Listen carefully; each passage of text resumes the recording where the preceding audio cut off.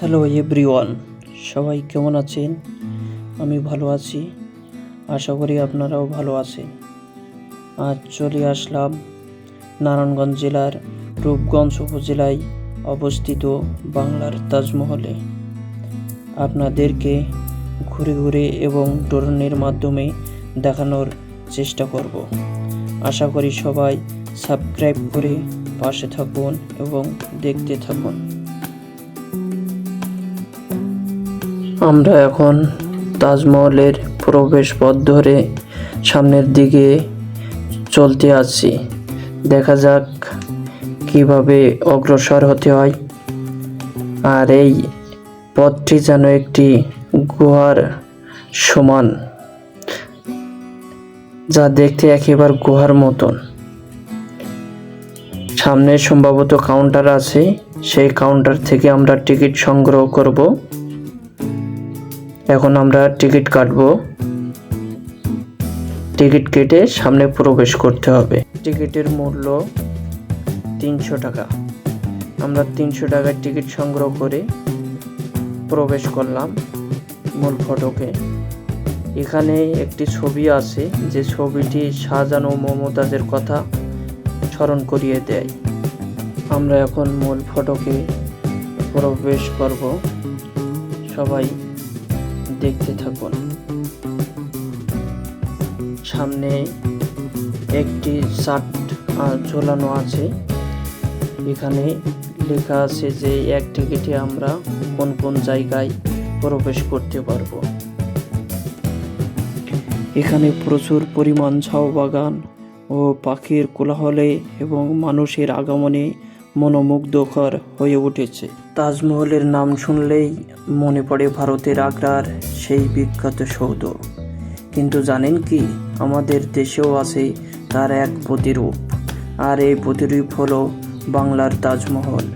এটি নির্মাণ করেছেন বাংলাদেশের চলচ্চিত্র পরিচালক আহসানুল্লাহ মনি। তার স্বপ্ন ছিল বাংলার মানুষ যেন আগ্রা না গিয়েও তাজমহল দেখতে পারে।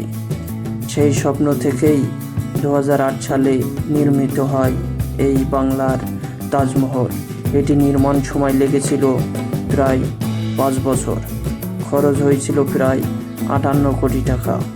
পুরো কাঠামোটি ভারতের আসল তাজমহলের আদলে তৈরি। এই ধরনের গম্বুজ, মিনার আর শ্বেত মার্বেল রঙের পাহাড় চোখে পড়বে। এর চারপাশে রয়েছে সুন্দর সব বাগান ও জলাশয়। দূর থেকে দেখলে মনে হয় সত্যি তাজমহল যেন বাংলাদেশে চলে এসেছে। প্রবেশ পথটি অত্যন্ত মনোমুগ্ধকরভাবে সাজানো হয়েছে। মূল ফটক পেরিয়ে গেলেই দেখা যায় প্রধান গম্বুজের সৌন্দর্য। সূর্যের আলোয় ঝলমল করে ওঠে এর সাদা পাথরের দেহ। এই ভবনের উচ্চতা প্রায় 1600 ফুট। চার কোণে আছে 4টি মিনার, যেগুলো মূল তাজমহলের মতোই। পুরো ভবনটি আধুনিক প্রযুক্তিতে তৈরি।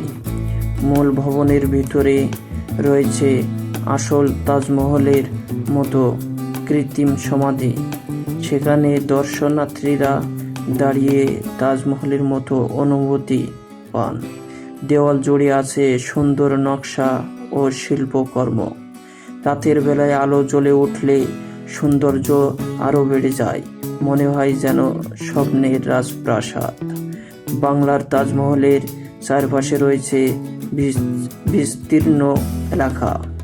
এখানে মানুষ ঘুরতে আসে পরিবার পরিজন নিয়ে। পিকনিক ও ফটোশ্যুটের জন্য এটি খুবই জনপ্রিয় স্থান। অনেক সিনেমা ও মিউজিক ভিডিওর দৃশ্য ধারণ করা হয়েছে এখানে। পর্যটকদের ভিড়ে প্রায় সারা বছর মুখর থাকে স্থানটি। বিশেষ করে ছুটির দিনে মানুষের ঢল নামে। শিশুরা আনন্দে দৌড়ায়, বড়রা ছবি তোলে, সবাই মুগ্ধ হয়। জায়গাটি শান্ত, পরিচ্ছন্ন এবং সাজানো গোছানো। বাংলার তাজমহলের আশেপাশে ছোট দোকান ও খাবার রেস্টুরেন্টও আছে। এখানকার বাতাসে আছে এক বিশেষ রোমান্টিক আমেজ। প্রেমিক প্রেমিকারা তাজমহলকে ভালোবাসার প্রতীক হিসেবেও দেখে, তাই তারা এখানে এসে ভালোবাসার মুহূর্ত কাটাতে পছন্দ করে। বাংলার তাজমহল এখন নারায়ণগঞ্জের গর্ব। বিদেশি পর্যটকরাও এখানে ভ্রমণ করতে আসে। এতে বাংলাদেশের পর্যটন শিল্পে নতুন মাত্রা যোগ হয়েছে। এখানকার নির্মাণ শৈলী এতটাই নিখুঁত যে প্রথম দেখায় আসল তাজমহল মনে হয়। স্থপতিরা প্রতিটি মাপ ও অনুপাত মিলিয়ে কাজ করেছেন। বলা হয় আসল তাজমহলের নকশা অনুসরণ করেই 1:1 অনুপাত এটি তৈরি। ভবনের অত্যন্ত শীতল বাতাস ও আলোর খেলা অসাধারণ। সাদা মার্বেলের মতো বিশেষ পাথর ব্যবহার করা হয়েছে বাইরের সাজে। সূর্য অস্তের সময় এর রঙে এক অদ্ভুত লাল আভা দেখা যায়। সেই দৃশ্য যে কেউ ভুলতে পারে না। বাংলার তাজমহল শুধু একটি স্থাপনা নয়, এটি এক প্রতীক।